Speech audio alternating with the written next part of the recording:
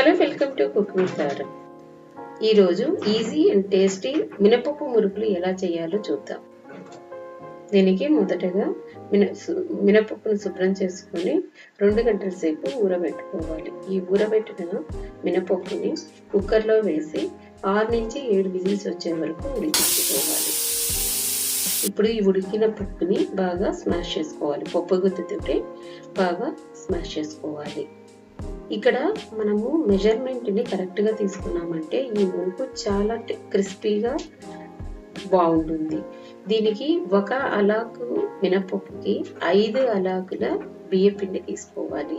ఇక్కడ నేను 1 అలాకు దానికి 5 అలాకుల బియ్యపిండి తీసుకున్నాను కదా. ఈ ఉద్దిపప్పుని బియ్యపిండిలో కలిపి దీనిలో 2 టీ స్పూన్ల జీలకర్ర, 2 టేబుల్ స్పూన్ల నెయ్యి వేసుకొని తగినంత ఉప్పు వేసుకొని బాగా కలుపుకోవాలి. మినపప్పు ఉడికించుకున్న మినపప్పులో నీళ్లు ఉన్నాయి కదా, అందువల్ల మొదట దీన్ని బాగా కలిపిన తర్వాత మనకి కావలసినంత నీళ్లు కొంచెం కొంచెంగా వేసుకుంటూ దీన్ని బాగా కలుపుకోవాలి. ఇప్పుడు చూడండి, వీడియోలో చూడండి, పిండి ముద్దగా వస్తుంది, సాఫ్ట్గా ఉంది, చేతికి అంటుకోవడం లేదు.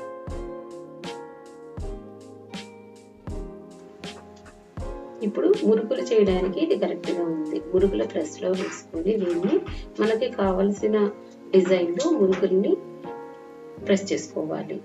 ఎప్పుడైనా ఏదైనా డీప్ ఫ్రై చేసేటప్పుడు మొదటగా కొంచెం పిండిని వేసుకొని అది వేసిన వెంటనే పైగా వచ్చినప్పుడు ఆయిల్ వచ్చి కరెక్ట్ టెంపరేచర్లో ఉందని అర్థం. తర్వాత మనం ప్రెస్ చేసుకున్న మురుకులు వేసుకొని కలర్ మారేంత వరకు, ఈ కలర్ వచ్చేంత వరకు దాన్ని ఫ్రై చేసుకోవాలి.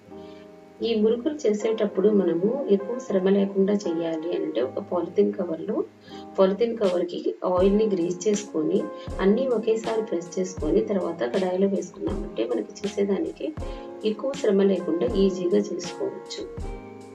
ఈ మురుకులు మనం ఉడికించి చేసినందువల్ల చాలా క్రిస్పీగా ఉంటాయి, టేస్టీగా ఉంటాయి. పిల్లలు చాలా ఇష్టంగా తింటారు, అందరూ చాలా ఇష్టంగా తింటారు. చూడండి ఎంత ఈజీగా మనం ఇంట్లోనే తయారు చేసుకున్నాము.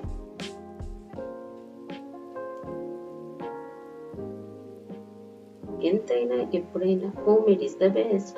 Thank you for watching. Thank you for your time. మరికొత్త వంటకంతో తిప్పి మిమ్మల్ని కలుస్తాను. అంతవరకు బాయ్.